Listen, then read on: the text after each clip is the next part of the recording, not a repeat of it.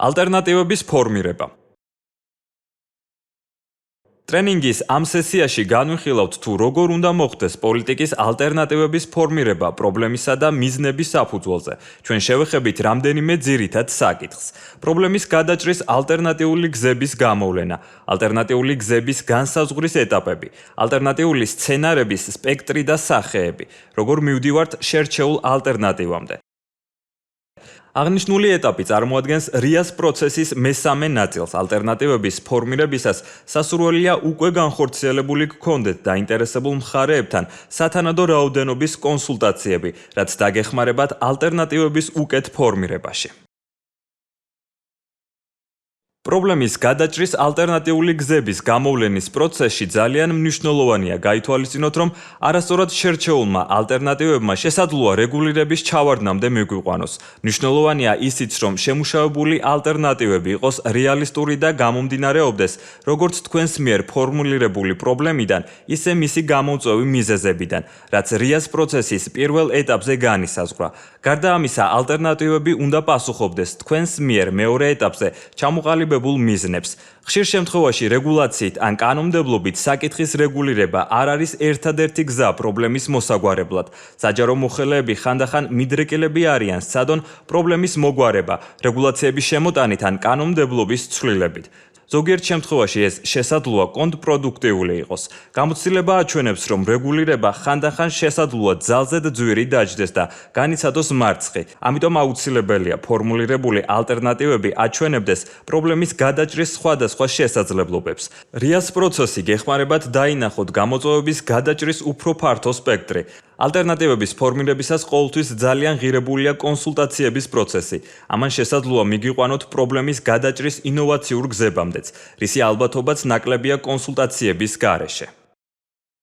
ალტერნატივების ჩამოყალიბებისას აუცილებელია გაითვალისწინოთ ის საკითხები, რომლებიც თქვენი კვლევისას უკვე გამოვლინდა. ალტერნატიული გზების გამოვლენისას სასურველია აქტიურად გამოიყენოთ დაინტერესებულ მხარეებთან და სფეროს სპეციალისტებთან კონსულტაციები.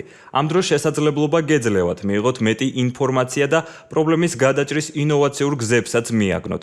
თუ რეფორმის განსახორციელებლად საკმარისი დრო გაქვთ, შეგიძლიათ მოახდინოთ გარკვეული ალტერნატივების პილოტირება და დააკვირდეთ სავარაუდო შედეგებს. აქტიურად გამოიყენეთ ადგილობრივი და უცხოური გამოცდილებაც. ლიტერატურის გაცნობა საშუალებას მოგცემთ მეტი გაიგოთ სხვა ქვეყნებში მსგავსი პრობლემების გადაჭრის გზების შესახებ. აგრეთვე შეგიძლიათ მსგავს სფეროში უკვე განხორციელებული გამოცდილებაც გამოიყენოთ.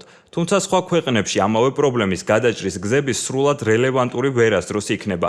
ამიტომაც უცხოური გამოცდილების გამოყენებას კრიტიკულად უნდა მიუდგეთ და შეეცადოთ მოახდინოთ გამოვლენილი ალტერნატივების ადაპტირება ადგილობრივ რეალობასთან.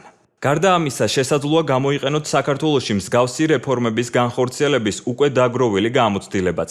მაგალითად, თუ თქვენი ალტერნატივა მოიცავს ელექტრონული სისტემის დანერგვას საჯარო სერვისების მისაწოდებლად, შეგიძლიათ გამოიყენოთ სხვა დარგებში უკვე დანერგილი ელექტრონული სისტემების მაგალითები და ამ გამოცდილებით მოახდინოთ ალტერნატივის ფორმულირება.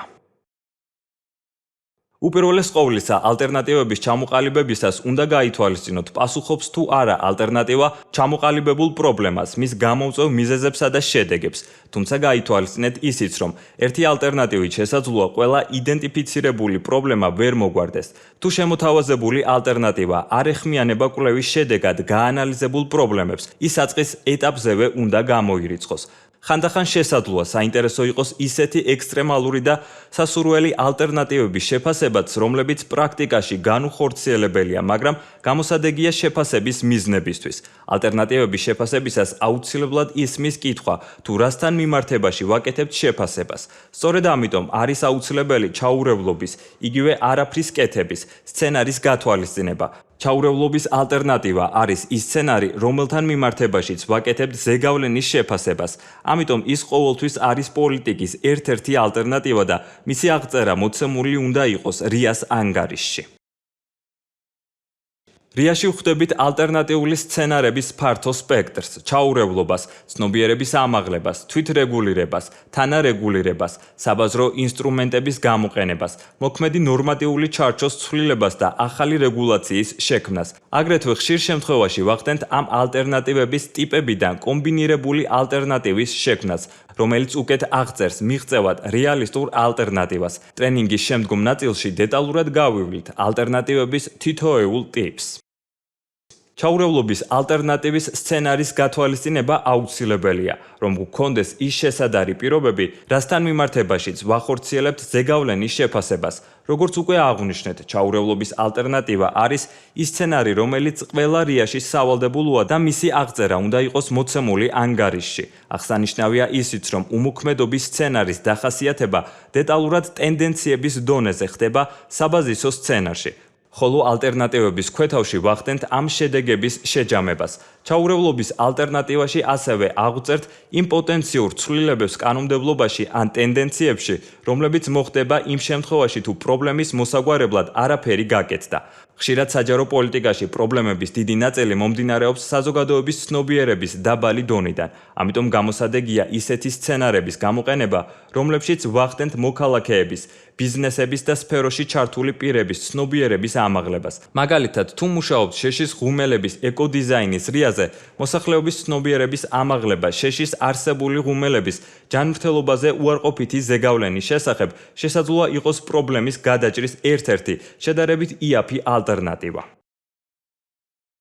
თვითრეგულირება შესაძლოა ხანდახან უფრო იაფი და მარტივი გამოსავალი იყოს გარკვეული სექტორებისათვის. ამის მაგალითია პროფესიული ნებაყოფლობითი სტანდარტების შემოტანა. ამ დროს დარგში მყოფი დასაქმებულები თავად წყვეტენ დააკმაყოფილონ თუ არა ესა თუ ის სტანდარტი. თავად ამ სტანდარტის დაკმაყოფილებას კი ბაზარზე არსებული სტიმულები უზრუნველყოფს. ხანდახან თვითრეგულირება უფრო ბუნებრივი გამოსავალია პრობლემის მოსაგვარებლად. მაგალითად, ბევრ ქვეყანაში უნივერსიტეტები ახალ სტუდენტებს იღებენ გამოცდების კერძო პროვაიდერებთან დაწერილი ტესტის შედეგების საფუძველზე. უნივერსიტეტების უმრავლესობა კი ყოველგვარი რეგულაციების გარეშე თავად იღებენ ამ ტესტების შედეგებს, როგორც უნარების შეფასების საზომს. გამოსავალი ასევე შესაძლოა იყოს თანარეგულირება, როდესაც კერძო სექტორი და სახელმწიფო ერთად არეგულირებენ სფეროს. ან სექტორში უკვე დამყარებული საქმიანობის წესები სახელმწიფოს მიერ სავალდებულო წესებად არის აღიარებული. თანარეგულირების მაგალითად შეგვიძლია წარმოვიდგინოთ სიტუაცია, როდესაც სახელმწიფო ავალდებულებს ქვეყანაში არსებულ ბუღალტრებს საერთაშორისო ასოციაციის გარკვეული კომპეტენციის დაკმაყოფილებას. აღნიშნული ტესტების ჩაბარება ისედაც არის ბაზარზე დანერგილი, როგორც სტანდარტი, მაგრამ სახელმწიფოს შეუძლია აღნიშნული სტანდარტის სავალდებულო გახადოს. საბაზრო ინსტრუმენტები, როგორც წესი, ფასზე ზემოქმედებით ახდენენ სექტორში არსებულ გამოწვევებზე ზეგავლენას. ასეთია გადასახადებისა და სუბსიდირების დაწესება, რომლებმაც შესაძლოა პრობლემა გადაჭრან ფასზე ზემოქმედებით. საბაზრო ინსტრუმენტების ცნობილი მაგალითია ნავთობზე გადასახადების ზრდა ჰაერის დაბინძურების შესამცირებლად. საბაზრო ინსტრუმენტებს შესაძლოა ასევე წარმოადგენდნენ მოსაკრებლები, რომლებმაც ბუნებრივი რესურსების რაციონალური გამოყენება უნდა უზრუნველყონ. ხანდახან გამოსავალი შესაძლოა იყოს არსებული ნორმატიული ჩარჩოს სრულად ცვლილება ან ახალი საკანონმდებლო ბაზრის შექმნა. ასეთ დროს უფრო ფუნდამენტურ რეფორმას ვახორციელებთ და შესაძლოა მის სხვადასხვა კომპონენტებზე ცალ-ცალკე იყოს საჭირო რიას განხორციელება. მაგალითად, ენერგეტიკის სექტორის რეფორმამ შესაძლოა გამოიწვიოს სექტორში არსებული ინსტიტუციური როლების ცვლილებაც. თუ ვცვლით ენერგეტიკის მარეგულირებელ კანონმდებლობას, რომელიც მოიცავს ელექტროენერგიის, ბუნებრივი გაზისა და ნავთობის სექტორებს, შესაძლოა ცვლილებები იყოს იმდენად ფართო და განსხვავებული, რომ უმჯობესი იყოს სამი რიას ანგარიშის მომზადება სექტორის სპეციფიკური პრობლემების მიხედვით. სინამდვილეში უმეტეს შემთხვევაში შევხვდებით ჰიბრიდულ ალტერნატივებს, სადაც სხვადასხვა ტიპის ალტერნატივების კომპონენტებია შესული. ჰიბრიდული ალტერნატივების შექმნა საკმაოდ გამოსადეგია, როდესაც ვხედავთ გარკვეული მიდგომის ნაკლოვანებას, თუმცა მისი გამოსწორება შესაძლებელია ალტერნატივის მოდიფიცირებით. მაგალითად, თანარეგულირების პირობებში შესაძლოა გვინდოდეს ცნობიერების ამაღლების კამპანიის განხორციელებაც, ან მოქმედი ნორმატიული ჩარჩოს ცვლილებების პირობებში გამოვიყენოთ ეკონომიკური ინსტრუმენტებიც. მაგალითად, საქართველოში წყლის რეფორმის განხორციელება გულისხმობს წყლის რესურსების მართვის კანონმდებლობის სრულ ცვლილებას და ეგრეთ წოდებული სააუზო მართვაზე გადასვლას. ამ რეფორმის ნაწილი იყო წყლის რესურსებზე მოსაკრებლების დაწესება, რაც ეკონომიკური ინსტრუმენტია. შესაძლოა ასევე შევქმნათ ისეთი ალტერნატივები, როდესაც სახელმწიფო სუბსიდიას მიიღებს ფერმერთა ის ჯგუფი, რომელიც გარკვეული მიდგომით გამოირჩევიან. მაგალითად, აქვთ წვეთოვანი მორწყვის სისტემა. ალტერნატივების შერჩევისას ყოველთვის ვცდილობთ ალტერნატივა იყოს რელევანტური პრობლემასთან მიმართებით. არარელევანტური ამ პრობლემასთან კავშირში არ მყოფი ალტერნატივა საწყის ეტაპზევე უნდა გამოირიცხოს. გარდა ამისა, საჭიროა ალტერნატივა განხორციელებადი იყოს სულ მცირე თეორიულად. ხანდახან შესაძლებელი ალტერნატივების გამოვლენა აუცილებელია მიუხედავად იმისა, ისინი განხორციელებადი არის თუ არა. შეიძლება გქონდეს შემთხვევა, როდესაც ალტერნატივის განხორციელება შესაძლებელია, მაგრამ დაინტერესებულ მხარეთა მიმღებლობა იმდენად დაბალია, რომ პოლიტიკა არ არის განხორციელებადი. პოლიტიკის განხორციელებადობას როგორც წესი ვაფასებთ პირდაპირი და არაპირდაპირი თვისებრივი ზეგავლენის შეფასებით. განხორციელებადი ალტერნატივა ითვალისწინებს ყველა იმ პრაქტიკულ დაბრკოლებას, რომელიც ალტერნატივის დანერგვასთან დაკავშირებით შეიძლება წარმოიქმნას. ალტერნატივების წერისას მნიშვნელოვანია რამდენიმე საკითხის გათვალისწინება. ესენია: ტექსტის სიცხადე. ტექსტი უნდა იყოს გასაგები და მკითხველს არ უნდა უტოვებდეს კითხვებს თუ რა იგულისხმება ალტერნატივაში.